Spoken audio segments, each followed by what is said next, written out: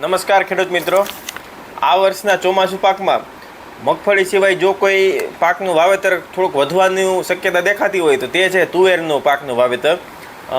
પાછલા અમુક વર્ષોમાં જે ટેકાના ભાવ સારા મળતા હોવાથી તુવેરનો પાકનું વાવેતર વધ્યું છે અને સાથે સાથે એક આંતર પાક તરીકે એક સારો એવો પાક ઉભરી આવ્યો છે. મતલબ કે શિયાળુ પાક માટે જો પાણીની વ્યવસ્થા ન હોય તો અડધા ચોમાસે કે ચોમાસાની શરૂઆતમાં તુવેરનું પાકનું વાવેતર આપણે જે મગફળીના પારા પદ્ધતિનું વાવેતર થાય છે તેવી રીતના કરી દીધું હોય તો પાછળ કોઈ શિયાળુ મોલાઈત લેવાની જરૂરિયાત રહેતી નથી.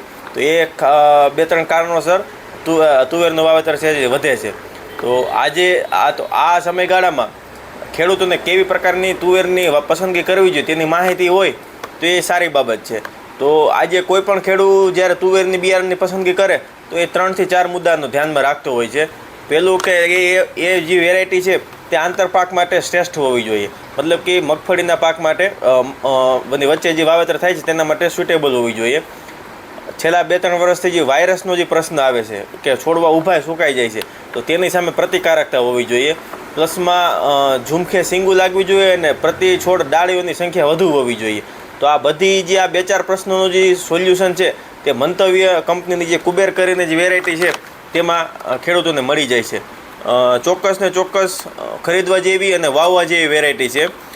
તુવેરના વાવેતરને લગતી બીજી કોઈ વધુ માહિતી માટે કિસાન ક્લિનિક રામોદનો સંપર્ક કરો. મારા નંબર છે 9624 03359. જય ભારત અસ્તુ.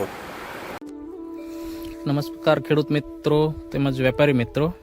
તો આજે આપણે હળવદ તાલુકાના માથક ગામની અંદર આપણે મંતવ્ય કુબેર જે છે એ વેરાયટીના પ્રત્યક્ષ પ્લોટની દર્શન માટે મળ્યા છીએ. તો આપ જોઈ શકો છો પ્લોટ પૂરો પાક ઉપર આવી ગયેલો છે, બરાબર. એની અંદર આપણે આપણા ખેડૂત જે મિત્ર છે એમને તે એમનો અભિપ્રાય લઈએ. રામ રામ ખેડૂત મિત્ર, શું નામ આપનું? રમેશભાઈ, આખું નામ આપજો તો.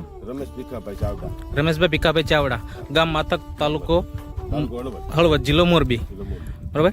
તો રમેશભાઈ, તમને આપણે મંતવ્ય કુબેર તુવેરનું આપણે વાવેતર કરેલું છે, બરાબર.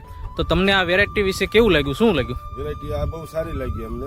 વેરાયટી દાડી ને ફ્લાવર એ સારામાં સારું રહ્યું, ફ્લાવરિંગ એ સારામાં સારું રહ્યું. ઓકે, ડાળીઓ વધારે પડે છે. ખેડૂત મિત્રોનું કહેવું છે કે ડાળી વધારે શાખા પડે છે, બરાબર. તેમજ આની અંદર ફ્લાવરિંગ કેવું લાગ્યું તમને? ફ્લાવરિંગ બહુ સારું લાગ્યું. ફ્લાવરિંગ બહુ સારું લાગ્યું. પછી સિંગોમાં સારી લાગી. લુમખા આવે સીધા લુમખા જ આવે છે. તો આપ જોઈ શકો છો કે સિંગો જે છે એકદમ ઝુમખાની અંદર સિંગો લાગે છે, બરાબર. અને આ વેરાયટી જે છે એ આપણા વિસ્તારની અંદર વાવેતર કરવા ખેડૂતોને ભલામણ કરશો, બરાબર. તમને તમારા માર્કેટની અંદર અધર વેરાયટી કરતા કેવું રહે? મંતવ્ય કુબેર બિયારણ બહુ સારું લાગ્યું. બહુ સારું લાગ્યું.